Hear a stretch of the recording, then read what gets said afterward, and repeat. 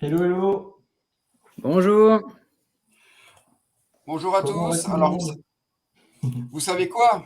Je crois que it's time. C'est ça. Attention aux blagues, on va être censuré là. Ouais. Ah Bon, bah donc voilà, on en est. il est parti, Jérôme. C'est lui qui commence en plus. Et Jérôme revient. Ouais. Donc on en est déjà à la 4e émission et on a encore tant de choses à explorer. Donc bienvenue dans It's Time 4 avec Marco et Jérôme. On a toujours autant de plaisir à vous accueillir pour parler de Time Tonic. On va essayer de faire une émission avec pas mal d'astuces pratiques pour continuer d'explorer ensemble les différentes facettes comme on a pu le faire jusqu'à maintenant. Comme d'habitude, si vous avez des questions, n'hésitez pas à les poser directement dans le chat. À 3, on devrait réussir à gérer pour y On va répondre, réussir même à si dire des bêtises. ouais. Même si c'est pas au fil de l'eau directement, on y revient un petit peu après, sans souci. Ou alors on vous dit qu'on sait pas et puis on en reparle plus tard. Ça peut arriver. Donc Bon aujourd'hui, appétit à Xavier. Bon appétit à Xavier, qui est au restaurant. J'espère qu'il va pas avoir une indigestion avec tout ce qu'on. C'est ça. ça parle un petit peu de bac, ça devrait aller. Ouais, c'est vrai. C'est vrai que c'est un de ses domaines de cœur. Ouais. Donc au programme aujourd'hui, on va parler de dashboard avec Jérôme. Moi, je vais me faire des amis en parlant de Zapier. Et puis on va finir en beauté avec Marco et puis qui va nous faire explorer différentes manières de contrôler les données. De brider l'utilisateur. Moi, j'aime bien brider les gens. C'est mon côté Ah, sadique. tu préfères le présenter comme ça, d'accord. Bon, bah, du coup, c'est parti pour une plongée captivante dans l'univers des dashboards avec Jérôme. J'affiche ton Allez. écran. Ouais, vas-y. Hop, attends, je décale le mien. On devrait être pas mal. Bon, je vais faire du full live pour montrer les dashboards. En fait, je vais créer un espace, on va dire, un template. Je vais prendre un CRM, parce que comme ça, il y aura un peu de chiffres et tout ça, donc c'est toujours un peu mieux. C'était celui-là, je crois que j'avais vu. Donc, on va prendre un petit CRM et on va... Ah bah tiens, j'ai une erreur en plus. Ah oui, le carnet existe déjà. Parce que j'avais déjà créé pour le test ce carnet-là. Hop. Alors, je crée le template pour avoir un peu de data, etc. Pour vous montrer, je vais vous montrer du début comment on crée un dashboard et en fait comment on connecte TimeTonic et Serenitics ensemble pour vous montrer que c'est très simple d'accès. Alors, là, j'ai mon espace CRM Test avec des affaires. Bon, je travaille principalement sur cette table-là pour vous montrer, donc avec des montants d'affaires, des dates, des statuts. Donc, je vais laisser cette partie-là pour l'instant. Et là, j'ai juste créé un compte Serenitics. J'ai créé mon compte normalement, comme on va sur Serenitics, créer un compte, et j'ai rien fait de plus. Donc, je vais montrer comment on connecte la source de données. Donc là, TimeTonic à l'application. Donc je vais me mettre dans les sources de données, nouvelle source. Donc il faut savoir que Serenitics, c'est un outil tierce. Donc il peut connecter aussi d'autres données, d'autres choses. Donc ça peut être une porte aussi pour d'autres choses.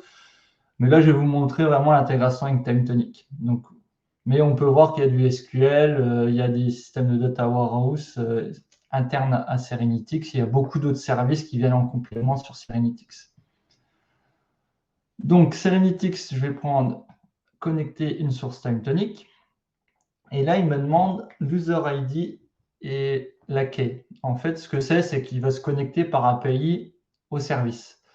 Alors, TimeTonic, si je vais sous mon espace, mon ID, je peux le voir là. Toc. Je vais le prendre ici directement. Hop. Ça ira mieux. Là, je le copie, mon user ID. Et après, j'ai besoin d'une clé API. Bon, pour faire la clé API, jusqu'à aller dans Paramètres, dans la petite icône là, c'est une clé API qui est liée sur les différentes tables de l'espace au complet. Donc là, je vais la montrer, c'est pas dérangeant parce que c'est un espace où j'ai rien dessus et que je vais supprimer la clé après, mais bon, c'est pour vous montrer. Bon, c'est une chose quand même qui est confidentielle à la base qu'il ne faut pas trop montrer. À mon avis, je vais me faire toquer par Google, comme il y a eu d'autres qui, quand on fait des choses un peu limites, ben, ils n'aiment pas trop. Alors, la clé API, je vais l'appeler Serenitics pour que ça soit parlant. Donc, on va gérer les droits de cette clé API. On peut écrire, lire des données, lire des messages. Bon, là, il n'y a pas trop d'intérêt, mais je vais le laisser. Et il y a le mot de passe, c'est le mot de passe de l'espace. Il faut juste que je retrouve, moi, mon mot de passe, mais je dois l'avoir là. Voilà. Toc. Hop. Voilà.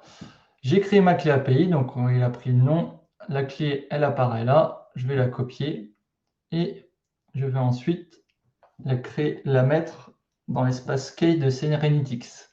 Donc là, il me dit tout va bien. Ouf, j'ai pas eu de bug. Et il y a les différents espaces que j'ai sur mon espace de travail sur lequel je veux connecter mon workspace, lequel workspace je veux connecter. Donc c'est CRM Test que j'ai créé là, juste avant. Et on va connecter une table. Donc chaque source, on va dire que c'est connecté par rapport à une table d'un carnet. Donc on peut en créer un certain nombre. Mais là, je vais me mettre sous la table affaires, on va dire, ce qui est le plus percutant pour mon exemple. Donc là, je choisis ma vue. On peut mettre une vue déjà filtrée s'il faudrait pour Serenitics, mais on peut mettre une vue où on voit tout, il n'y a pas de souci. Alors là, il y a des petites configurations, mettre la donnée en cache ou pas. On va dire que c'est plus de l'ordre de Serenitics. Je ne vais pas rentrer dans le détail, mais c'est juste pour dire que ça ne recherche pas à chaque fois la data dans l'outil Serenitics, mais là, il n'y a pas le besoin, donc on va laisser en live direct. On a déjà un aperçu des données, qu'il a réussi à charger tout par API, toutes les différentes entrées qu'il y a dans ma table. Donc là, on a déjà un aperçu des données, on voit ce qu'il y a dedans, etc. On peut aussi gérer des champs supplémentaires sur la partie Serenitics. Ils ont un système, je peux montrer par exemple une nouvelle valeur. Ils ont un système assez simple quand on prend le champ d'une colonne, et puis on peut faire des calculs, des opérateurs, etc. Donc il y a une doc qui est pas mal faite, où on peut déjà faire comment créer des nouvelles valeurs, faire des conditions, etc. Donc ça, c'est pas mal parce que s'il y a du traitement à faire, même si on peut le faire en time tonic, on va dire, mais s'il y a du traitement à faire uniquement sur la partie dashboard où il y a des datas entre différentes sources, etc., qu'on imaginerait pouvoir traiter, ben voilà, on peut faire des traitements uniquement dans Serenitics si on veut aussi. Donc, on a un espace documentation pour mettre les informations par rapport à la nouvelle colonne, etc. Donc, je vais le supprimer là, on n'a pas trop l'intérêt.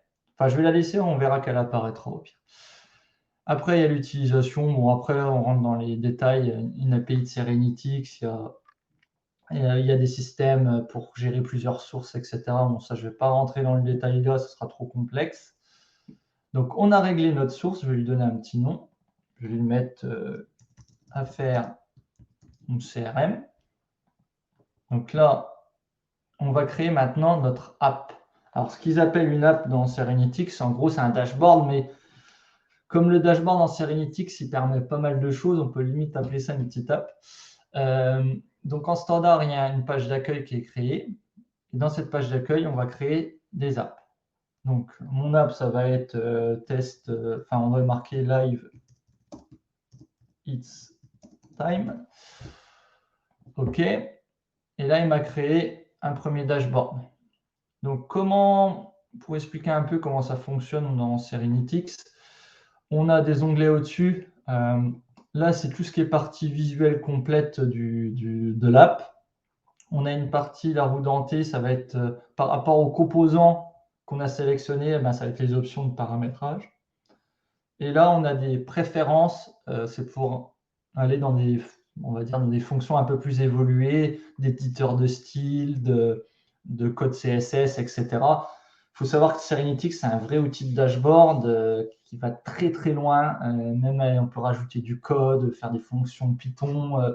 On peut aller très très loin dans l'utilisation. Je vais quand même regarder les questions. La vie est un choix permanent. Bonjour et merci tous live. Merci à vous d'être là. Bon, après, sinon, je ne pense pas qu'il y ait de commentaires spécifiques par rapport à ce que j'ai fait pour l'instant. Non, il y a juste Marco qui est content parce que tu as parlé de Python. Ah, il a fait des cours.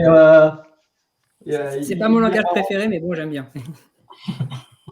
Allez, moi, j'ai appris le code avec Python et ça m'a bien plu. Franchement, il y a X années, j'ai fait des petits tutos juste pour découvrir. Je trouve ça, pour des gens qui ne sont pas du métier, plus facile à implémenter, utiliser Python. Donc, ça peut servir pour ce genre de cas-là, pour faire des calculs, etc. Ça va très bien. Donc, pour en revenir à ma présentation, donc là, on va avoir tous les outils qu'on a. Donc là, je vais déjà montrer, on va faire un petit camembert. Le spécial dans les boîtes, c'est le petit camembert qui plie à chaque fois. Donc, on va pouvoir gérer la taille de celui-ci, on va pouvoir gérer la data qui contient dedans. Donc là, on va avoir la source de données. Donc, on va régler suivant les sources de données qu'on a configurées, on peut en avoir une ou plusieurs. Et ces données, ils vont avoir des dimensions, c'est-à-dire par rapport à quoi se base le camembert. Donc, je veux les clients et en fait par rapport aux chiffres. C'est le plus simple, client, chiffre. Il m'a mis une somme en standard, mais après, on a des fonctions un peu spécifiques, le minimum, le max, la moyenne, etc. Par exemple, si je veux mettre moins de comment je veux mon top 5 clients, si je mets 5, il va me mettre que 5 clients. Vous voyez, c'est vraiment du no-code, vraiment très simple à mettre en place Et franchement, moi, j'ai aimé vraiment utiliser Serenity pour faire des dashboards. J'ai trouvé ça très, très intuitif en termes d'utilisation. Donc là, j'ai mon chiffre client, on va dire.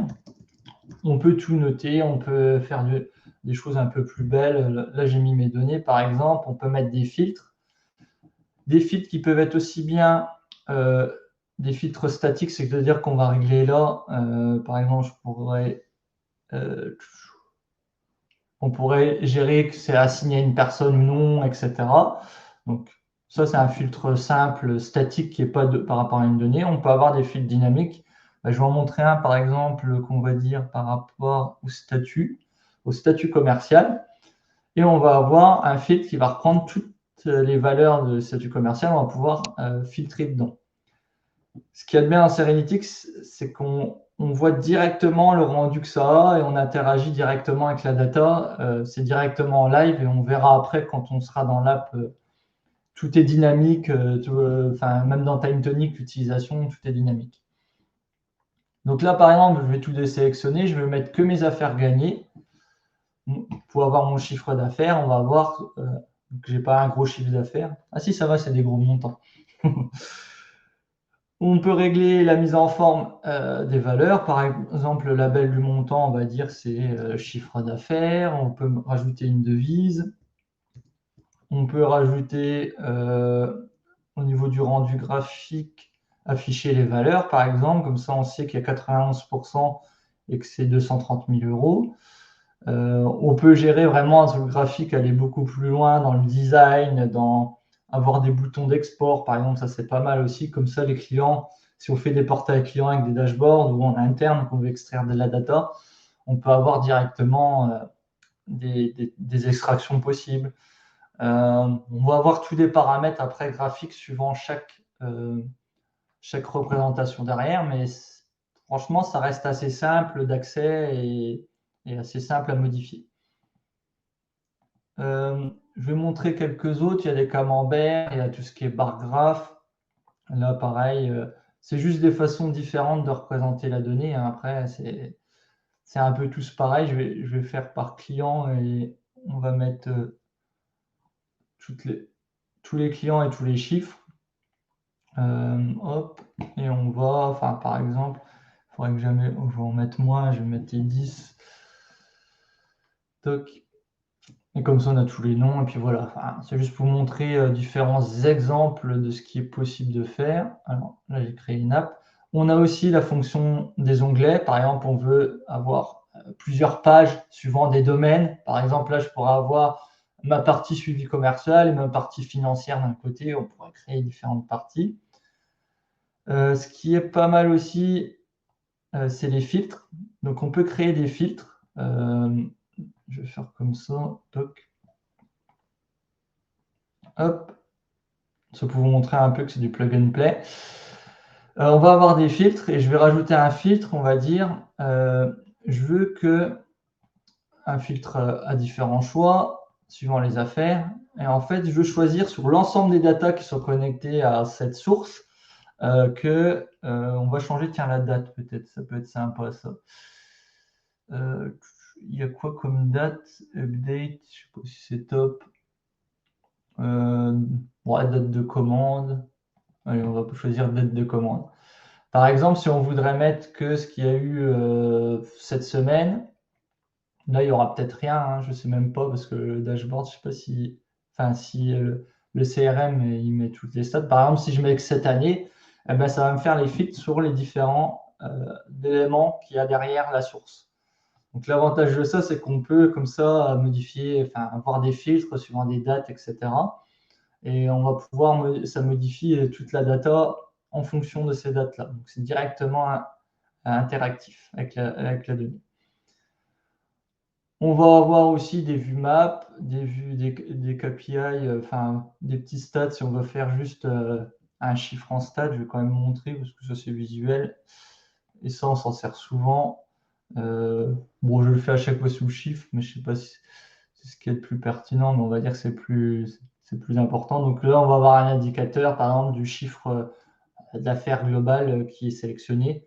Et pareil, c'est le filtre normalement. Si je fais les 30 derniers jours, hop, ouais, il va me sélectionner qu'une partie. Chiffre va être en fonction de la donnée des affaires. Donc, on peut mettre des titres, remettre de la couleur, mettre du CSS pour rendre ça un peu plus beau. On peut même faire des boutons, si je me souviens bien. On peut même faire des tables aussi. Enfin, je vais faire un petit bouton, juste pour vous montrer. Et les boutons, on va avoir des actions, par exemple, qui pourraient être de télécharger un fichier, d'ouvrir un lien, de même gérer du code directement dedans. Donc, on peut avoir aussi des jobs. Je vais montrer ensuite ce que ça peut faire, mais en gros, c'est des tâches qu'il y a derrière. Ça peut activer une tâche. Donc, ça va très, très loin en termes d'outils. Je vais montrer après sur un espace un truc un peu plus complet. Par la suite, j'avais fait pour un petit CRM basique, mais c'était juste pour montrer un cas plus concret. Je vais finir la présentation de tout ce qui existe, on va dire qui est le plus parlant. Bon, il y a des cartes, il y a des boutons, il y a les filtres. Après, il y a pas mal d'autres vues, on laissera fouiller. Au niveau des filtres et tout ça, il y a des filtres un peu plus avancés qu'on peut régler. Je vais parler des jobs un peu parce que ça peut être intéressant. Là, on peut faire un système de jobs, ça va être des tâches en fait qu'on peut déclencher par un bouton ou par une récurrence. Et par exemple, je vais dire, je vais envoyer un email, envoyer mail CA. Hop. Et là, on va mettre le sujet. Je vais marquer test. On va mettre les emails vers qui envoyer. Je vais mettre sur mon adresse. Et on va séparer, ouais, ça, on peut mettre les attachements. Et là, par exemple, je veux envoyer en copie mon app pour que ça fasse une copie à l'instant T des chiffres, etc., et que ça l'envoie en PDF directement dans le mail. Et là, en fait, ça va tout configurer tout seul et on va choisir, par exemple, toutes les semaines. Puis on va le mettre en route tous les lundis à telle heure, tous les lundis à 8 heures. Et comme ça va nous envoyer un email avec avec la copie à l'instant T des datas. Donc pour du suivi commercial, pour pas mal d'autres choses, même pour l'envoi des clients de certaines stats, c'est des choses qui peuvent être faites directement dans Serenitics. Toc, je suis à combien là? Ouais, il me reste encore un peu de temps, je pense. Après, là, les flows, ça, c'est des choses, c'est plus parce que l'outil peut servir un peu de centralisation, différentes données, etc. Donc, ça permet de voir un peu le flot de circulation et des traitements. Mais bon, voilà, je ne vais pas rentrer dans ce détail-là. Donc là, maintenant, je vais montrer comment mon app, je la mets sur TimeTonic. Donc, que je me souviens déjà comment je faisais. Oui, voilà, c'est là. Il y a l'option de partage. Donc, on va avoir différentes configurations. Et ces configurations, j'en parlerai un petit peu très rapidement par rapport au pricing. C'est parce qu'il y a certaines options qui seront disponibles sur certains pricing, etc. De manière générale, suivant le plan qu'on est. Donc, là, je suis sous l'offre gratuite de Serenitics pour info, juste pour montrer. Donc, privé, vous êtes le seul à consulter cette app. Donc là, il faut se loguer en fait. Il y a le restreint suivant les personnes qui a le droit de voir ou pas. Et puis, on peut embarquer ça même sur d'autres applications si on voudrait, embarquer les dashboards dans d'autres applications. Et on a le lien. Si tu peux zoomer, c'est peut-être un peu petit l'écran. Ah oui. Ouais. Ok. C'est mieux? Ouais, je pense que ça sort mieux. Ouais, carrément. Donc là, je vais copier le lien.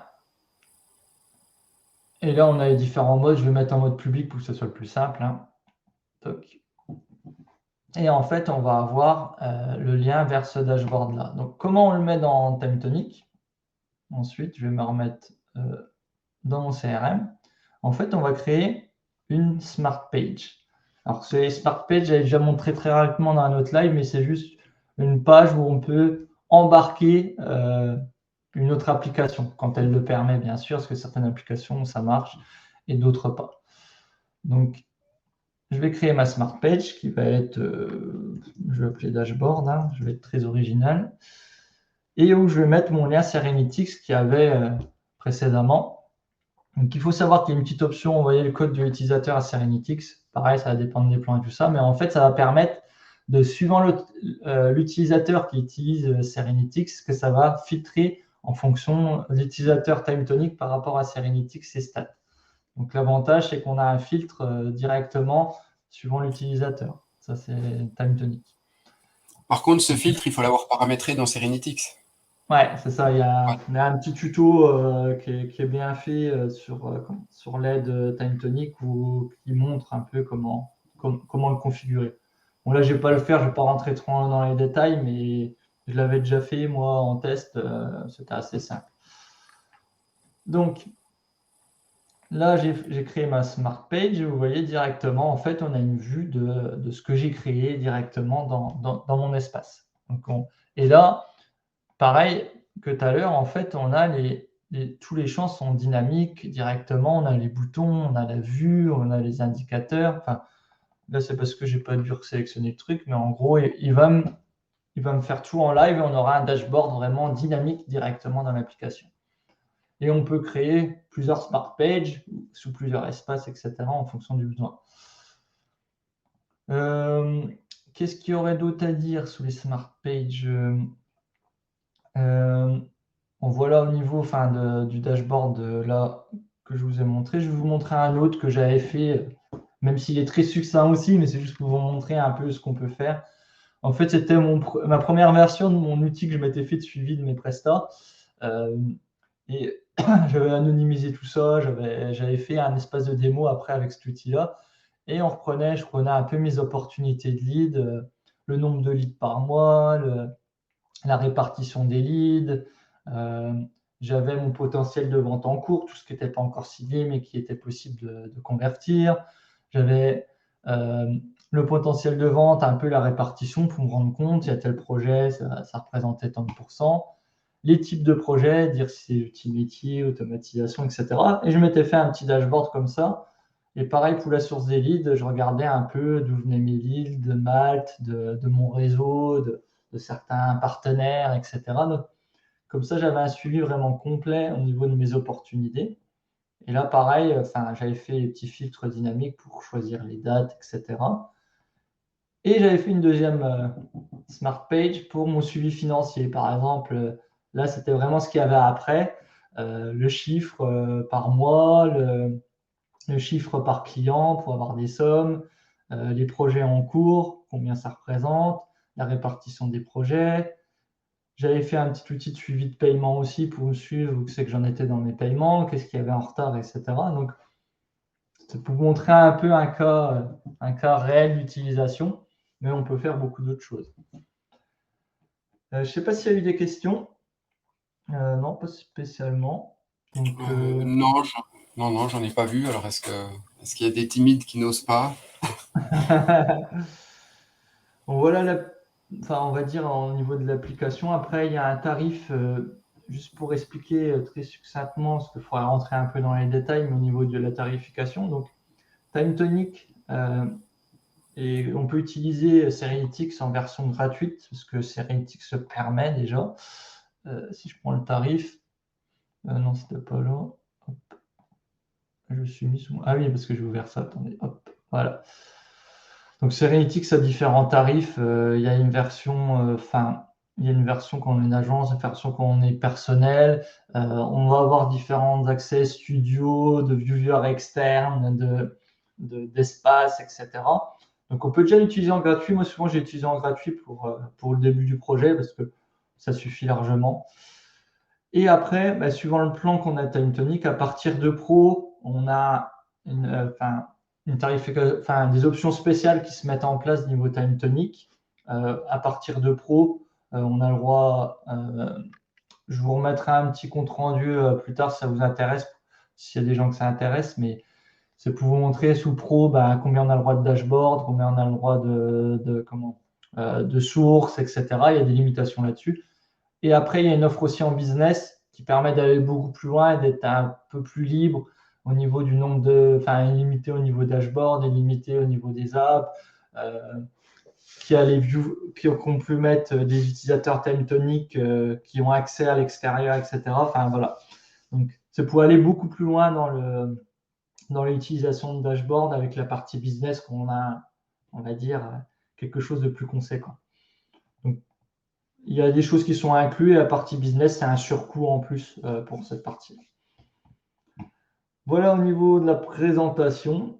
Je ne sais pas si vous avez des questions, vous. Sinon, on va passer à la suite. Je ne sais même plus qui c'était après, moi. Normalement, c'est à mon tour.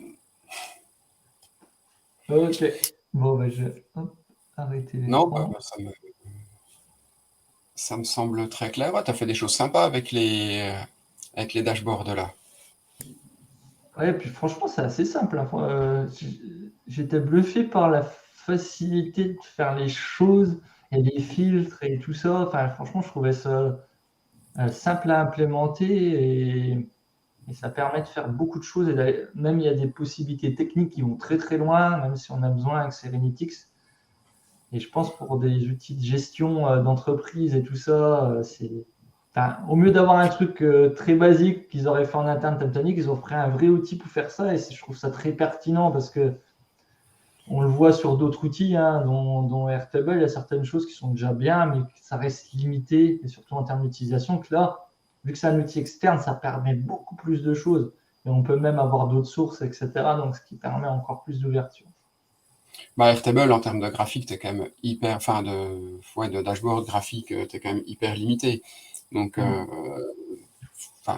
en entreprise, moi, j'ai rarement fait des graphes comme on les voit sous Airtable.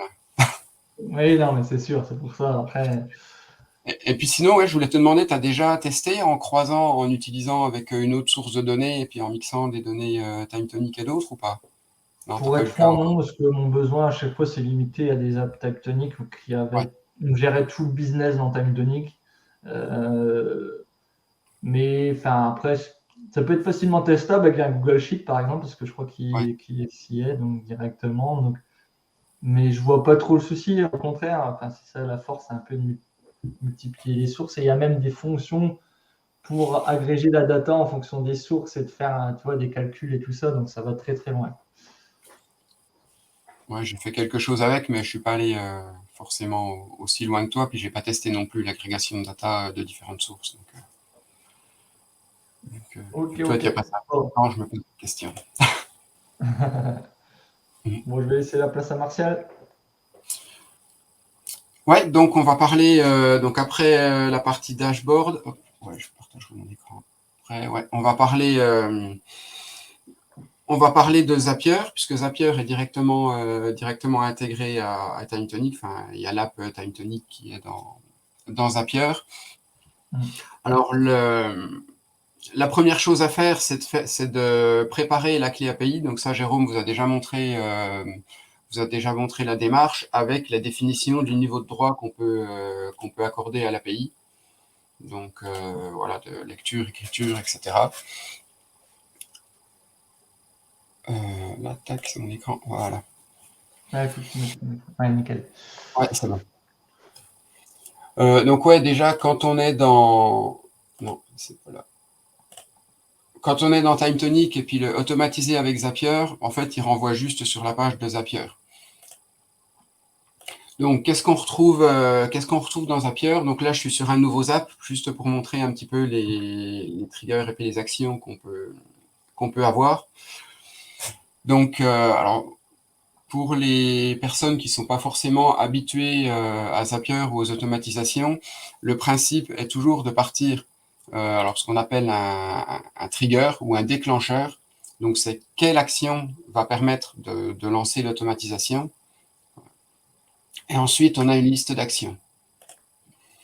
Donc, en trigger de base dans TimeTonic, dans l'app TimeTonic, on a soit une nouvelle ligne dans une table ou une nouvelle ligne dans une table, enfin, dans une vue d'une table.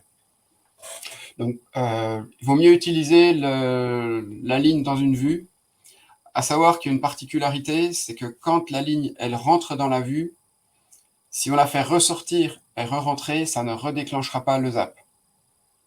Bon, ça, Donc là, on se fait souvent piéger, on n'y pense plus. Et puis, donc c'est un fonctionnement normal. Ensuite, dans les actions qui sont possibles, donc on peut rechercher une ligne, un enregistrement en fonction de critères. Et on peut créer une ligne ou updater une ligne qu'on aura éventuellement préalablement recherchée. Donc les actions sont très simples, mais parlantes, et permettent de faire déjà pas mal de choses. Quand on connecte le compte à TimeTonic, hop, alors là, attendez, changement de compte, c'est où? Account, voilà. Je vais faire. Ouais, du coup, là, vous voyez pas la fenêtre, elle ne s'affiche pas. Voilà, donc ça ouvre là.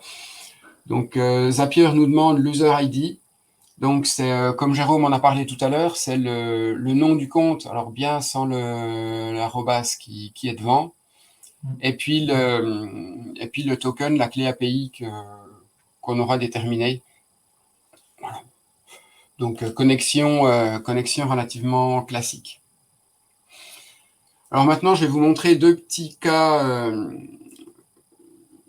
Un où je vais juste expliquer le déroulement parce que j'ai quelques données personnelles et puis vu que déjà j'ai pas envie de les montrer et puis par respect pour les gens et puis vu qu'Eric a eu 2-3 soucis, on va essayer de se tenir de ce point de vue-là. Donc c'est un petit système de gestion des cartes de visite pour implémenter les données de nos contacts dans le CRM. Parce que sur des événements physiques, l'échange de cartes de visite, le petit carton existe encore. Et bon, c'est pas forcément super sympa de les saisir, de les ressaisir une par une. Donc, je profite de l'application TimeTonic et de la fonction de l'application sur le téléphone TimeTonic et de la fonction photo document pour traiter ça. Donc, en fait, je ne sais pas si l'écran est assez gros. Je vais essayer de zoomer un peu plus. Ouais, ça devrait aller. Ouais, c'est bien. Ouais, donc en fait, il y a une première étape où, dans une vue relativement simple, je scanne la carte de visite. J'ai le document qui vient se mettre dans le champ carte de visite. Et de là, j'ai un zap. Hop, voilà, qui est tout simple. Quand un nouvel enregistrement arrive dans la vue scan, donc là, j'envoie la ligne à Idenai pour que j'ai connecté un modèle d'OCR, donc de reconnaissance de caractère. Parce que un des soucis de la carte de visite, c'est qu'on a des données, on a du texte, mais par contre, il n'y a absolument rien de structuré, de formalisé dans une carte de visite. On n'est pas comme dans une facture où on aura toujours l'émetteur, etc., enfin, au même endroit. Et du coup, c'est des formats qui sont assez difficiles à analyser. Donc, pour ça, j'y vais en 2 étapes. Une première étape où j'extrais les caractères, tout ce qui est reconnaissable. Donc là, je vais avoir les mails, les fonctions, les numéros de téléphone, les fax. Ouais, il y en a encore qui ont des fax. Ça, c'est la vraie vie des entreprises. Il y en a encore qui ont des fax un petit peu. Et puis ensuite, de ces données-là, donc je vais updater dans TimeTonic le champ text by Idenai.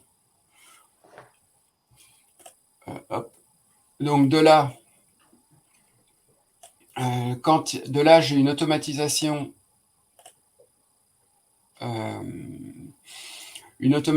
TimeTonic en interne. Du coup, je n'ai pas besoin de sortir d'aller par Zapier. J'aurais très bien pu le faire via Zapier aussi, mais ça marchait très bien. Ou quand j'ai le champ text by Idenai qui se remplit, l'enregistrement passe dans validation info, et quand il passe dans validation info, je vais poser la question à ChatGPT pour m'extraire le nom, le mail, le téléphone portable, la fonction, etc. Alors, et là, du coup, c'est l'étape où je passe de données non structurées à données structurées. Par contre, ça reste du ChatGPT. Alors, le cas de Jérôme, là, est un excellent exemple. On me dit souvent ça. Puisque du coup, on voit que ça redonne, ça marche pas. À part le mail, le prénom est pas bon. Voilà.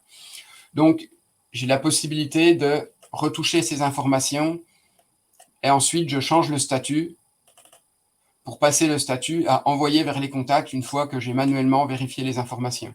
S'il n'y a rien à retoucher, j'envoie les infos directement. Sinon, je retouche ce qui ne va pas. Et puis là, du coup, ça passe dans le transfert vers les contacts. Voilà, donc c'est un premier cas où j'utilise Zapier de manière très simple, juste avec une étape, c'est pour faire sortir la donnée, l'analyser et la faire revenir dans TimeTonic. J'ai un autre cas qui est plus un cas, du coup c'est celui-là, voilà. T'as donné des chaleurs à Marco, il est obligé de se déshabiller. Ouais, ça. Ah, je sais, quand on parle de Zapier, Non, mais attends, maintenant on peut gérer les erreurs dans Zapier, ça devient utilisable hein, presque. Il faut faire attention. Presque. Non, je plaisante. Non, par contre, pour le coup, effectivement, ce genre d'opération est faisable avec Make. Par contre, vu qu'il y a le module TimeTonic qui existe déjà dans Zapier pour faire des opérations toutes simples, si on n'a pas besoin forcément de traitements complexes, etc., et qu'on n'est pas un utilisateur très avancé avec du Make ou pour envoyer des webhooks, etc., ça permet de débloquer un certain nombre de cas d'usage que les automatisations TimeTonic ne peuvent pas encore traiter, puisqu'il y a quand même eu des évolutions entre-temps, avec des choses très sympas. Pareil, donc, le deuxième... Je te coupe 2 secondes. S'il y a des gens qui sont intéressés pour le prochain live, que je fasse une passe sur Make et que je montre avec Make comment j'utilise avec TimeTonic, avec la custom app qui a été créée par Michael Jacques. Si ça intéresse les gens, n'hésitez pas à me le dire. Et puis, ça pourra être un des sujets prochainement de faire une petite démo de comment j'utilise Make avec TimeTonic. Je pense même que ce serait intéressant et dans la suite logique de ce que je présente là. Comme ça, ouais, c'est sûr. On passe d'un niveau... voilà.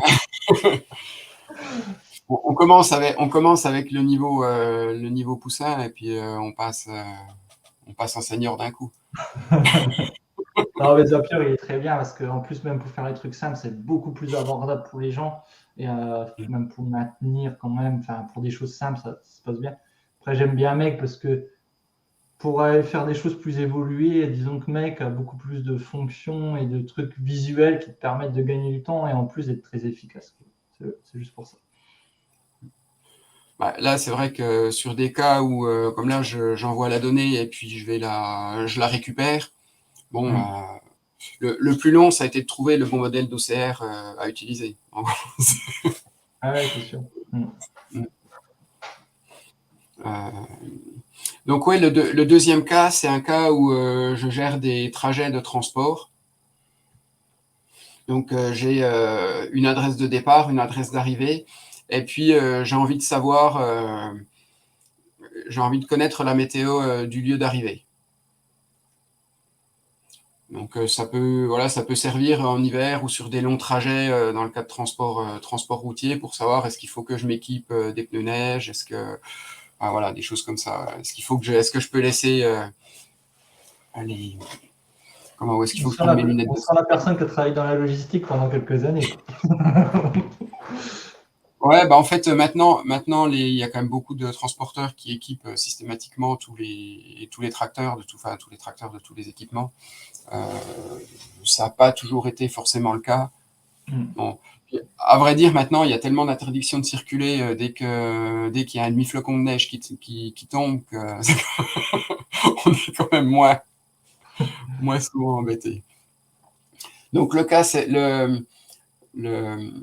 le cas, c'est simple, c'est je choisis dans la liste de mes clients une société de départ. une société d'arrivée. À partir de là, bon, j'ai l'adresse. Alors, la base là est faite où je vais chercher les adresses par automatisation et pas par lien de table. Voilà, c'était juste un cas parce que il fallait que je le montre à quelqu'un. Donc, je ne vais pas chercher les adresses en lien, mais par automatisation TimeTonic. Du coup, là, je récupère mes latitudes, longitudes, parce que j'en ai besoin après. Et à partir du moment... c'est celui-là. Donc, en fait, le zap, c'est quand j'ai une nouvelle ligne dans la table trajet, dans la vue météo. Alors, je continue que si j'ai ma géolocalisation, parce que si je n'ai pas de géolocalisation, derrière, le zap ne peut pas marcher. Et à partir de là, j'ai simplement utilisé le module. Alors, la limite, c'est que je ne vais pas chercher la météo en fonction d'une date, mais je vais chercher la météo que du lendemain. Voilà, parce que j'ai voulu le faire avec les modules intégrés de TimeTonic sans aller chercher des choses un peu plus complexes ou payantes. Et comme le module renvoie une information en anglais, derrière, je la traduis. Je la fais traduire par le module intégré de Zapier pour le mettre en français. Ça pourrait être très bien une variable d'une langue qui est attachée à la langue du chauffeur qui est présent dans TimeTonic. Ça, c'est tout à fait possible. C'est pas beaucoup plus compliqué. Il suffit juste que quand je l'ai là, ouais. Quand on choisit un conducteur, dans la base conducteur, qui est une langue, et du coup, le paramètre, il reviendra dans Zapier avec à cet endroit-là. Voilà. Et ensuite, je mets à jour donc avec la traduction. Tac, donc entre-temps, voilà. Donc, on sait que demain, alors ils habitent où le client là, arrivé. Bon, à Clichy, il va pleuvoir. Désolé les gens de la région parisienne. Et a priori, il ne va pas faire chaud. Donc voilà, c'est un autre cas d'utilisation de Zapier qui montre que sans aller très loin, on peut déjà faire des choses sympas qui apportent un plus dans l'utilisation courante pour les utilisateurs. Et pour le coup, c'est hyper abordable avec les intégrations qui sont faites. Ouais, et puis en plus, sous Zapier, il y a beaucoup d'intégrations, toutes faites. Donc c'est l'avantage quand on est moins technique. Je trouve que Zapier peut être plus facile à implémenter, à faire des choses déjà dans un premier temps avec Zapier, c'est pas mal. Et en plus, c'est vrai que tu n'as pas montré, mais toutes les apps, c'est énorme sous Zapier. Tu peux connecter ça à beaucoup de solutions. Donc, des fois, quand tu te retrouves limité sur certains use cases en TimeTonic où tu te dis j'aimerais bien me connecter à ça ou avoir la donnée de ça, Zapier, c'est une porte d'entrée pour connecter les outils. C'est vrai que pour le coup, c'est un des gros avantages de Zapier par rapport à Make, c'est le nombre de connexions déjà prévues. Ils mettent plus de 5000 connexions. Donc voilà, ça permet vraiment d'enrichir. C'est une manière simple d'enrichir sa donnée dans TimeTonic. Tac. Bon, voilà pour moi. Marco. Maintenant, Marco, tu vas pouvoir te faire plaisir et nous démontrer toutes les astuces que tu mets en œuvre pour brider l'utilisateur. Non, pas forcément toutes, parce que je pense que toutes les astuces, ça ne tiendrait pas là, au niveau timing. Parce que j'ai beaucoup d'idées pour les brider. Non, là, je vais parler d'un sujet plus léger. Donc, on a vu les dashboards. Une fois qu'on voit que l'entreprise se porte bien, le sujet vraiment important pour les salariés, c'est de poser des congés, en fait. Donc, j'ai fait une petite application. On va faire une petite application en live avec TimeTonic pour faire des demandes de congés, pour illustrer un peu comment on peut contrôler les données avec TimeTonic et faire en sorte que l'utilisateur saisit des demandes, on va dire, qui sont cohérentes.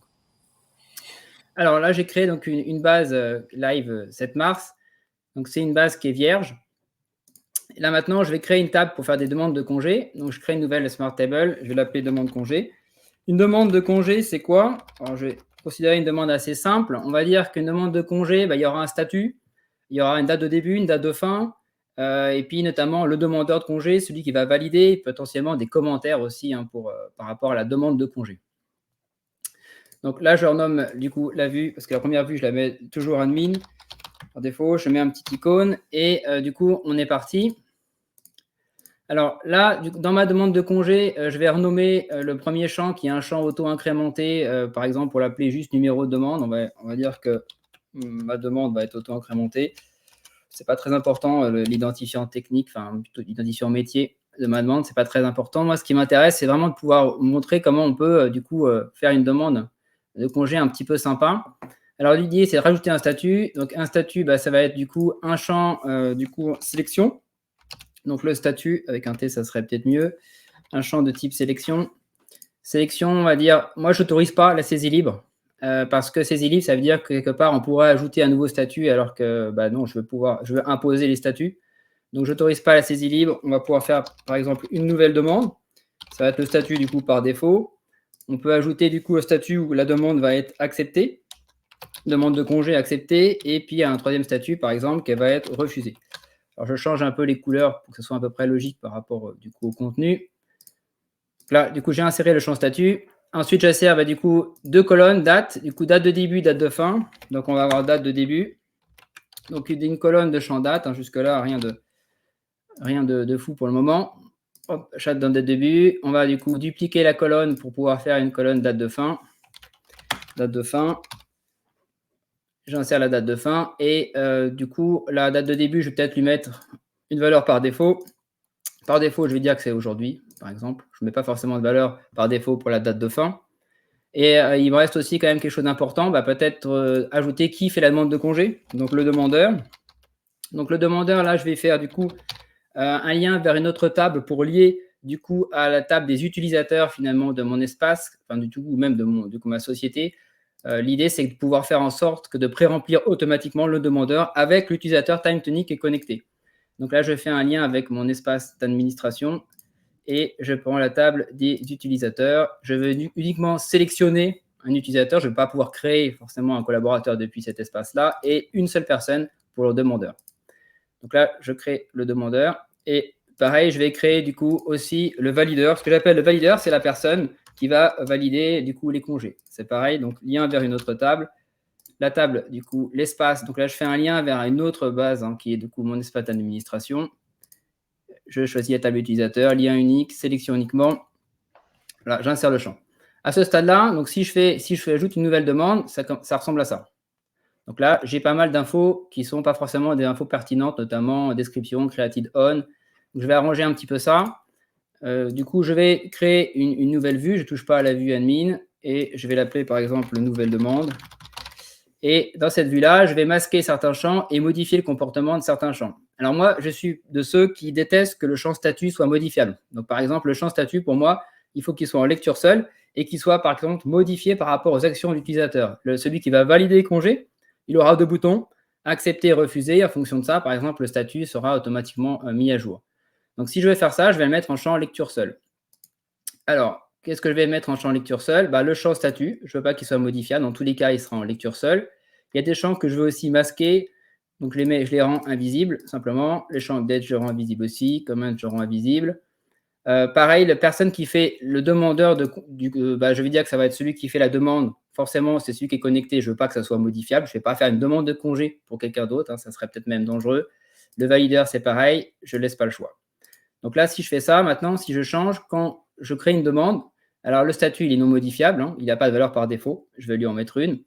Mais en tout cas, dans tous les cas, il sera non modifiable, uniquement modifiable via des automatisations, finalement, quand la demande sera acceptée ou refusée. Alors, pour mettre des valeurs par défaut, ce que je vais faire, du coup, c'est que je vais décider, du coup, qu'il y a des valeurs par défaut qui seront les suivantes. Le statut, je vais dire que c'est une nouvelle demande par défaut. Je vais du coup préciser que le valideur, ça serait une personne, entre guillemets, en dur. J'aurais pu faire un lien entre une personne et son supérieur hiérarchique, mais là, je vais aller plus vite par rapport à ça. Et juste la personne qui est demandeur, je vais lui mettre que sa valeur par défaut, cette fois-ci, ça va être l'utilisateur connecté à TimeTonic. Si je fais ce changement, maintenant, quand je crée une demande de congé, là, j'ai un statut, nouvelle demande, je ne peux pas le changer. J'ai le demandeur, du coup, qui est moi, puisque je suis connecté. Je peux changer l'affichage, d'ailleurs, pour avoir quelque chose de plus compact. Ça ne sert peut-être à rien d'avoir quelque chose de trop grand. Et là, j'ai encore le champ description. Donc, à ce stade-là, moi, quand je fais une demande, je peux la faire que pour moi. Je ne peux pas changer la demande et je ne peux pas changer le valideur non plus.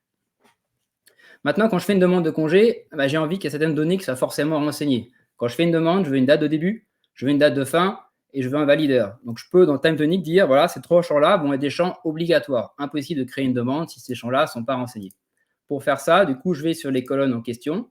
Je vais du coup cliquer sur modifier et dans avancer, je vais dire c'est obligatoire. Il faut une date de début. De même, il faut du coup une date de fin. On va rendre ça obligatoire aussi. Et il faut bien sûr aussi un demandeur. Il sera prêt à renseigner, mais rien ne m'empêche de dire que c'est aussi obligatoire. Donc là, du coup, ça me permet de bloquer l'utilisateur s'il veut créer une demande, évidemment, pour laquelle les données obligatoires ne sont pas renseignées. Maintenant, quand je crée une demande de congé, je peux aussi peut-être ajouter un champ qui sera peut-être commentaire valideur, pour dire j'ai besoin de congé parce que je suis fatigué, etc. Peu importe, blabla. Commentaire valideur. Et ce qui va être intéressant aussi, c'est potentiellement d'avoir aussi un commentaire pour alors, commentaire valideur, c'est celui qui va valider la demande, plutôt commentaire demande, on va dire. Commentaire, je suis parti trop vite. Commentaire demande de congé. Donc, le commentaire demande de congé, demande, ça, c'est celle que je vais faire au moment où je fais ma demande. Je vais prendre un texte multiligne, par exemple. Et le commentaire valideur, je vais prendre un texte multiligne aussi. Donc, le commentaire valideur, moi, ce que j'aimerais, en fait, c'est que le commentaire soit dynamiquement affiché que si, par exemple, l'état de ma demande de congé est accepté ou refusé. Ce n'est pas la peine d'afficher le champ ici. Le champ commentaire valideur, ce n'est pas la peine de l'afficher, d'une part, parce que je ne suis pas à ce stade-là, je n'ai pas encore validé. Et d'autre part, je n'aurais pas envie de pouvoir, moi d'ailleurs, même si je l'affichais, de pouvoir le modifier. Il y a 2 choses différentes. Mais premièrement, je vais dire je ne veux pas le voir. Donc, pour dire je ne veux pas le voir, mais je veux le voir quand même dans certaines situations, ce qu'on peut faire, c'est utiliser, on peut refaire ce qu'on appelle la visibilité conditionnelle. C'est-à-dire que le commentaire valideur, je vais dire, il ne sera visible que si le statut est parmi accepté, refusé. Donc, si je fais ça et que je fais sauvegarder, quand je suis du coup en vue fiche, le commentaire valideur disparaît parce que mon statut, il est à l'état nouvelle demande. Dès que le statut va changer, automatiquement, il sera visible. Ma date de début, ma date de fin. Maintenant, je suis sur une demande de congé. Une date de début, une date de fin. Ce qu'on voudrait, pareil, c'est pouvoir interdire finalement un utilisateur de saisir une demande de congé dont la date de fin est antérieure, par exemple, à la date de début. Actuellement, c'est obligatoire, mais rien ne m'empêche de faire une demande de congé pour le 7 mars 2024 au 1er janvier, par exemple. Ça n'a pas de sens métier. Si je laisse enregistrer ça, on va avoir une demande qui sera complètement aberrante. Donc, l'idée, c'est de le bloquer quand il veut faire ça. Pour le bloquer, pour faire ça, on va créer une case à cocher qui va être cochée quand les dates de congé seront valides. Décocher sinon. Cette case à cocher, on va la rendre obligatoire, de sorte que si les dates ne sont pas valides, on ne peut pas enregistrer la demande. Et à l'inverse, par contre, si la case est cochée, on pourra enregistrer la demande. Alors, pour faire ça, déjà, je vais ajouter donc une colonne calculée par rapport à la date de début, date de fin. Je vais ajouter une colonne qui sera, par exemple, le delta entre les dates, le delta date. Et cette colonne, du coup, ça va être une colonne de type formule. Et je vais dire, du coup, ça va être du day. Alors, c'est du jour, day, je crois.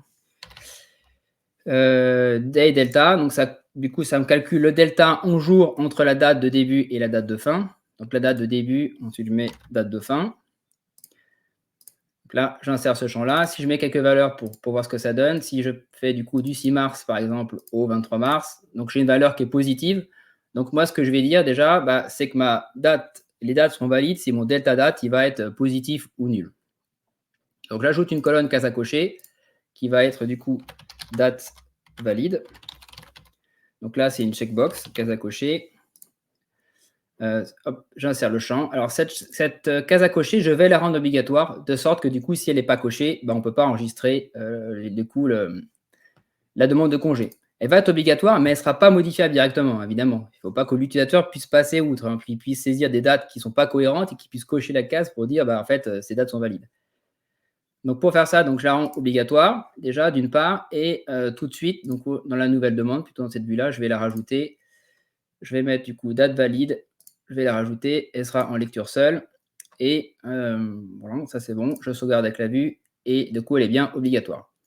Maintenant, pour qu'elle soit bien enseignée en fonction des valeurs là, je vais créer une automatisation directement avec TimeTonic. Le déclencheur, ça va être une modification date de début ou date de fin.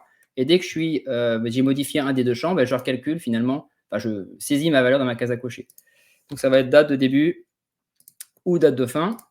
Donc là, si lorsque des débuts ou date de fin sont modifiés, que la condition, ça va être par exemple si mon delta date, il est inférieur strictement à 0, ça veut dire que j'ai des dates du coup qui ne sont pas valides. Donc dans l'action, ce que je vais faire, c'est que je vais dans mon champ date valide, je vais du coup mettre la valeur false. Et sinon, je vais écrire que ma date, elle est valide. Ça veut dire que la date de fin est bien supérieure à la date de début. Donc je mets true dans la valeur date valide. C'est marrant parce que moi j'utilise 1 et 0, mais c'est vrai que je n'avais jamais testé avec Flash, j'avais dû tester avec une majuscule, ça n'avait pas marché. Ah oui, non, je ne sais pas. Oui, non, mais j'ai mis comme ça, mais c'est vrai que. Alors, donc validation date. Validation maintenant date.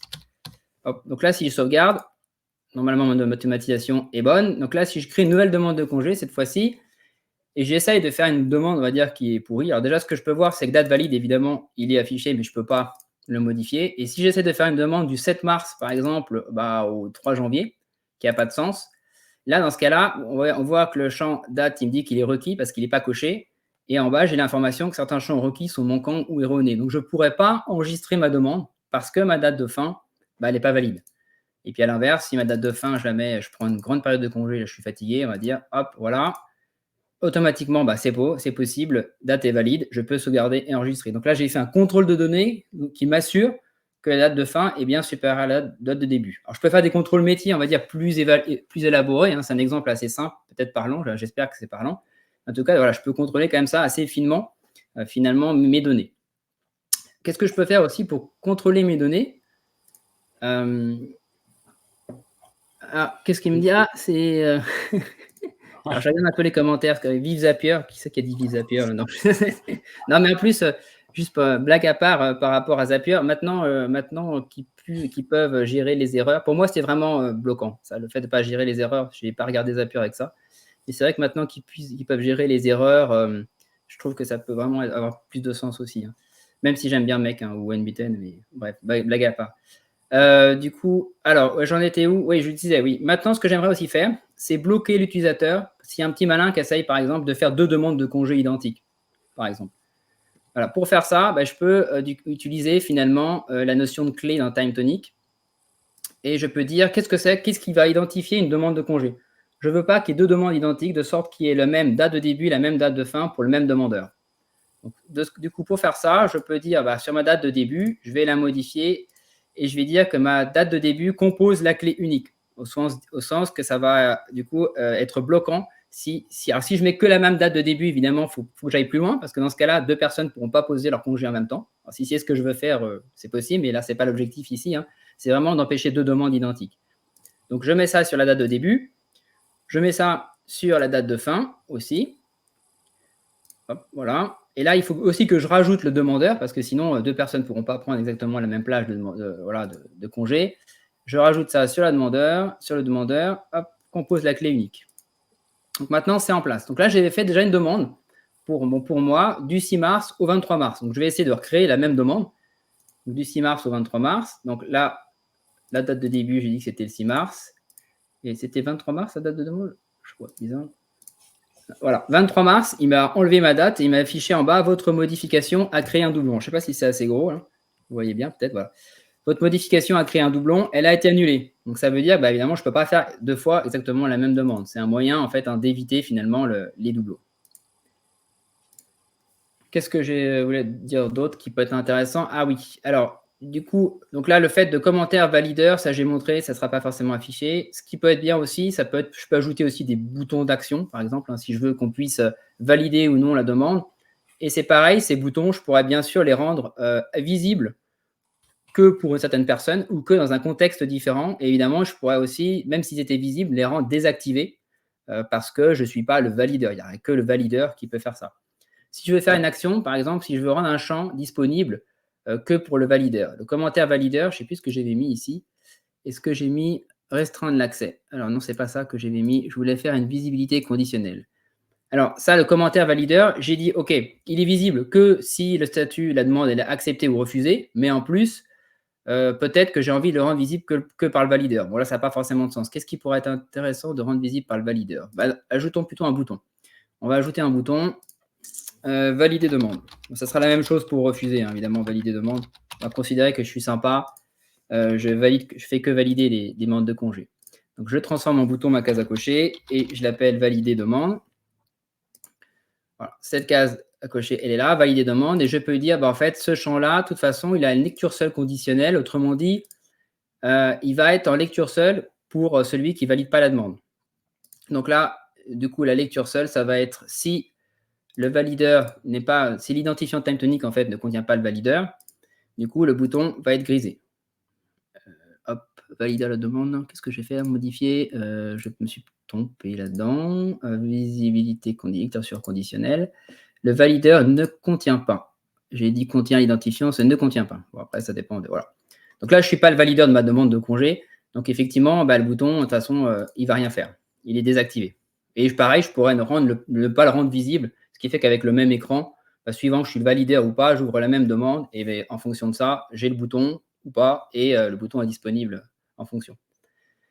Qu'est-ce qu'on peut montrer d'autre? Si, par exemple, on a envie qu'une personne puisse ajouter des demandes, mais qu'elle ne puisse pas voir les demandes de congé, parce que là, potentiellement, je vois toutes les demandes de congé, je n'ai pas envie de voir les demandes de tout le monde, je peux du coup forcer le mode recherche, c'est-à-dire qu'en fait, en faisant le mode recherche, je ne vois plus aucune donnée des demandes de congé, je peux en créer une nouvelle, je pourrais éventuellement rechercher ma demande, mais après, si je me débrouille pour que dans mes paramètres de recherche, je recherche que par rapport à une certaine colonne bien précise, calculée, de sorte que cet identifiant soit un peu complexe à trouver, quelque part, il n'y a que celui qui a fait la demande qui pourrait la retrouver.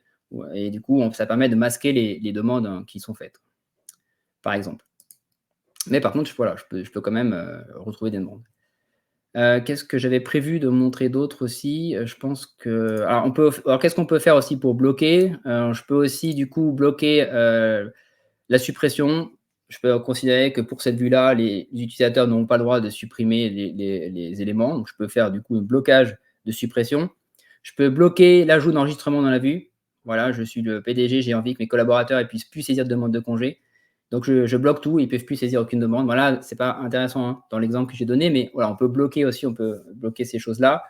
On peut aussi bloquer les paramétrages des vues, suivant ce qu'on veut faire.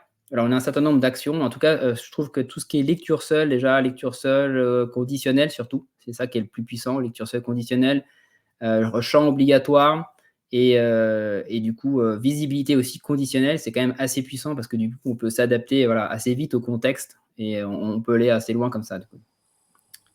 J'avais eu une information de Jean-Michel, je n'ai pas encore testé, mais je trouvais ça intéressant, c'est quand les champs obligatoires, s'ils ne sont pas visibles, ça ne prend pas en compte, ça ne crée pas d'erreur. Donc, on peut jouer aussi avec ça, afficher champ ou non, c'est obligatoire dans telle condition, quoi. Ah, tu parles de la lecture seule conditionnelle qui bloque le fait qu'on puisse créer un champ, c'est ça? Alors, oui. Non? Ou on ne parle pas de la même chose? Non, mais qu'il y a un champ obligatoire ou non, tu vois. Par exemple, dans ton process, là, par exemple, ce champ-là, il est obligatoire. Oui. Mais s'il n'est pas affiché, tu vois, tu pourras quand même ajouter si tu veux, quoi. Donc, alors oui, ce champ obligatoire, pour le coup, si on veut que ça marche, dans mon exemple, il faut qu'il soit affiché, ouais. C'est ça. Ouais. Mais s'il n'est pas affiché, je jouer avec ça parce que moi, j'avais des clients, par exemple, qui avaient deux process différents dans la même table, c'est-à-dire c'était en gros des missions de tel type ou des missions de tel type, et il fallait que je rende des champs obligatoires dans un cas ou dans l'autre, en fait. Et j'ai joué avec les champs conditionnels pour rendre obligatoire dans tel mode, il y avait ceux-là qui étaient obligatoires, et dans l'autre mode, il y avait ceux-là qui étaient obligatoires. Ouais, c'est vrai que ça peut te faire un obligatoire dynamique, quoi. Là, clairement. Je n'ai pas parlé plus que ça, mais aussi, on peut aussi, sur certains champs, alors si j'ajoute par exemple un champ de texte simple, un champ, une seule ligne texte, par exemple, je vais l'appeler test, je n'ai pas forcément d'idée. On en avait parlé l'autre fois, mais on peut aussi, du coup, contrôler les données en mettant, du coup, une regex. C'est-à-dire que, imaginons, je dois saisir une plaque d'immatriculation, je peux mettre une regex, une chaîne de caractères un peu spéciale qui va me dire le champ que doit saisir l'utilisateur, la valeur doit être obligatoirement, par exemple, 2 lettres, 3 chiffres et 2 lettres en majuscule, par exemple.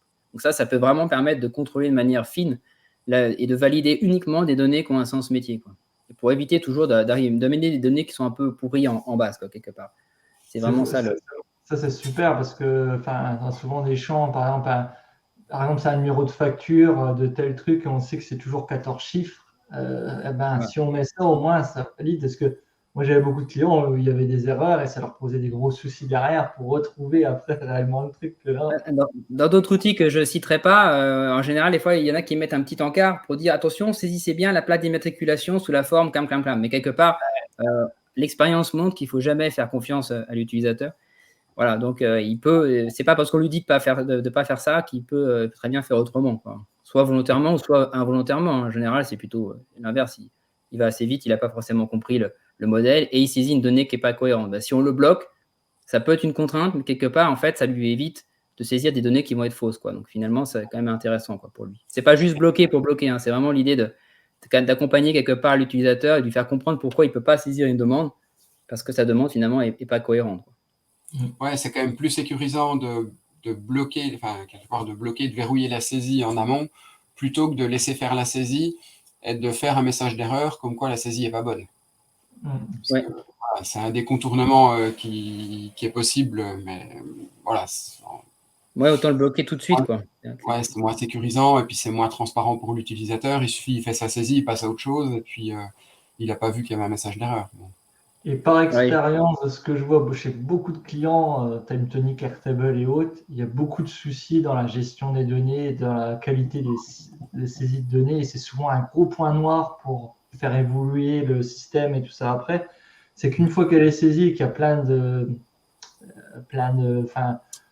défauts dedans, et le problème, c'est que moi j'ai des clients qui ont 2-3 ans d'activité avec l'outil, sur TimeTonic ou sur Airtable, et après, il va falloir aller gérer tous les doublons. Il faut aller gérer tous les champs, qu'il y a un oubli sur machin, et parce qu'ils n'avaient pas mis d'obligation, parce qu'ils n'avaient pas mis de contrôle sur certains trucs. Et je peux vous dire, là, il va y passer du temps à tout rechanger, le client que j'ai en tête. Comme quoi, de le faire du début, c'est quand même une bonne pratique pour être tranquille pour après. Oui, clairement, les bases de données, quand la qualité des données est mauvaise, c'est un enfer après. Et des fois, il faut refaire le modèle. Si le modèle, en plus, n'est pas bon au départ, c'est encore un autre problème. Mais alors, ouais, ça, c'est vrai que c'est compliqué. Il faut vraiment éviter d'avoir des mauvaises données en base, quoi. C'est quasiment ce qu'il y a de pire. Voilà. Je ne sais pas si vous avez des questions ou pas, ou si on vous a assommé peut-être. Non, après, il y a un petit contrôle de données là, qui permet tout de suite de formater, de mettre tout le texte en majuscule, etc. Oui, c'est vrai que j'en ai pas parlé, ça, mais ça peut être pratique aussi. Pas du gros contrôle de données, mais ça permet d'avoir du formatage. Ouais, on peut tout mettre en majuscule. Si par exemple on met un nom, je sais pas, voilà, je mets mon nom au départ, peu importe, et après normalement, voilà, il est automatiquement en majuscule. Ouais. Voilà, je viens de voir le commentaire de. C'est les programmeurs qui mettent true ou false. Oui, peut-être, c'est vrai que. Je sais pas. C'est vrai que peut-être dans l'idéal, il faut que ça soit une case à cocher plutôt que mettre 1 ou 0 ou true ou false parce que c'est peut-être pas forcément hyper parlant. Moi, j'avoue que je me suis pas posé la question en fait, du coup. Et je crois que j'avais dû essayer de mettre true mais avec un T majuscule où j'avais peut-être fait une erreur. Je me suis dit, ça marche pas. J'ai essayé 1 puis ça a marché, mais. Mais c'est vrai que c'est pas clair, il faudrait limite que ce soit la case à cocher, vu que c'est une case à cocher. Après, ça nécessiterait probablement de sélectionner d'abord la colonne avant de pouvoir appliquer finalement les valeurs qui sont dedans, parce qu'on là, dans l'automatisation, finalement, ce que j'ai fait ici, il faut qu'on puisse choisir d'abord le champ. Si on voulait pouvoir préformater la valeur, comme on sait que c'est un champ booléen, case à cocher, on pourrait mettre une case visuelle, quoi. Mais là, comme on choisit d'abord, forcément, je pense qu'on n'a pas cette info-là, quoi. Voilà. Mais après, c'est juste ça à savoir. Mais sinon, en tout cas, ça permet quand même de profiter du coup de l'éditeur de conditions qui peut faire des conditions super avancées. Donc finalement, les conditions métiers peuvent être hyper avancées parce que là, du coup, je peux imbriquer des et ou, puis faire des groupes avec des et, fabriquer des et ou dans des conditions assez complexes, qui fait que finalement, ma donnée va être validée ou non valide, quoi. Donc, je peux vraiment faire les.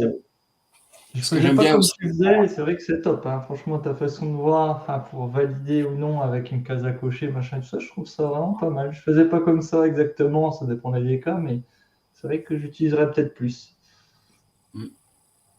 C'est surtout, je trouve que cet éditeur EU, il est très puissant, puis c'est facile de voir en fait. On arrive bien à voir la condition, quoi. Donc c'est vrai que c'est plutôt pas mal, quoi. Et idéalement, il faudrait pouvoir personnaliser même le message d'erreur, quoi. Mais... c'est plus nous qui sommes limités dans la manière de comprendre tous les imbriquements. Ouais, c'est vrai que ça peut vite être compliqué, ouais. Non, ouais, donc ce que j'aime bien aussi dans les contrôles, là, c'est les lectures seules conditionnelles qui permettent de passer des lignes en lecture seule et quelque part de les verrouiller à la modification en fonction du passage dans un statut, par exemple. Oui, bah, c'est vrai que quelque part, une demande de congé, c'est ce que je devrais faire parce que finalement, quand la demande de congé, elle est validée ou refusée, bah, il n'y a pas de raison que la ligne soit donc elle va être en lecture seule. Si mon statut, finalement, il est parmi accepté ou refusé, il faut que ma demande de congé elle soit en lecture seule. Tant qu'elle a l'état nouvelle demande, bah, je peux faire des modifs. Mais par contre, après, voilà, ça n'a plus de sens, quoi. Surtout pas, ouais. Ouais, c'est vrai que c'est bien pour les factures aussi et tout ça, des trucs comme ça. Enfin, même s'il y a certaines limitations là-dessus, mais quand tu veux faire des trucs très contrôlés comme ça, c'est vrai que c'est top. Non, et puis on profite aussi des champs en lecture seule dans les formulaires. C'est-à-dire que par exemple, si je transformais ça, si je partageais, je faisais un formulaire externe, nouvelle demande par exemple, nouvelle demande, bah, du coup, je peux avoir. Alors là, sur un formulaire externe, ça va être différent parce que du coup, je n'aurai pas l'utilisateur courant forcément puisque je ne suis pas connecté. Mais en tout cas, sur ma demande, j'ai bien mes valeurs par défaut et j'ai mon statut qui reste en lecture seule. Donc, je peux afficher des données dans le formulaire en lecture seule. Ça, c'est intéressant aussi. Ouais.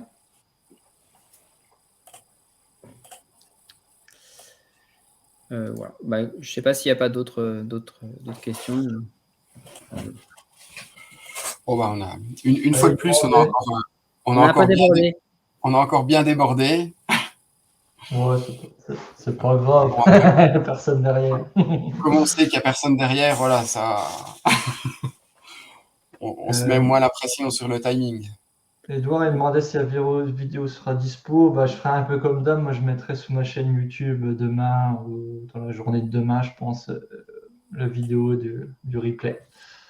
Et elle est automatique maintenant sur nos codes France aussi. Je ne sais même plus si c'est automatique ou pas, si c'est déjà mis en place.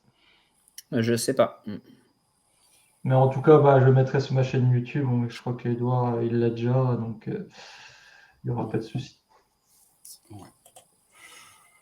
Ça marche. Bah, merci à tous. Ah, il y a une question peut-être les anciennes. Bah, sur la chaîne. Ah oui. Les anciennes émissions, elles sont sur la chaîne YouTube de Jérôme. Ouais, je peux remettre le lien. Attendez, Ouais, tu mets le lien, c'est pas forcément facile à trouver. Toc. Alors, j'ai ça, moi. Et puis, donc, comme d'habitude, s'il y a des sujets que vous voulez qu'on aborde la prochaine fois, n'hésitez pas à nous faire signe. Vous savez où nous trouver, que ce soit sur le Slack des Time Toniciens, le Slack de nos codes France, sur LinkedIn. Soit des sujets, soit des cas d'usage qu'on pourrait essayer de créer un peu en live aussi. Si vous avez des cas d'usage auxquels vous pensez, ça peut être aussi l'occasion de les faire. Donc, on s'est déjà noté qu'on pouvait prévoir une passe sur Make après être passé sur Zapier. Ouais, moi je veux bien m'en charger. J'en fais en ce moment pour un client. Donc. Il est dedans. Ok, bah merci à tous d'être restés jusque-là pour ceux qui sont encore là. Désolé d'avoir débordé, mais on a trop de choses à dire. Xavier a dû finir son dessert depuis le temps. À mon avis, Xavier, il s'est étouffé. Là, on n'a plus de nouvelles de lui. Il y avait trop de front au début. Non, mais là, il y avait trop de front pour lui, les dashboards et tout, c'était trop visuel. Enfin, moi, je pense, je comprends. C'est ça. C'est même pas fait que web, il n'y a même pas de bac Xano, donc ça l'intéresse. C'est ça. Oh, bah, merci à tous. Au mois prochain. Et en attendant, portez-vous bien. Salut.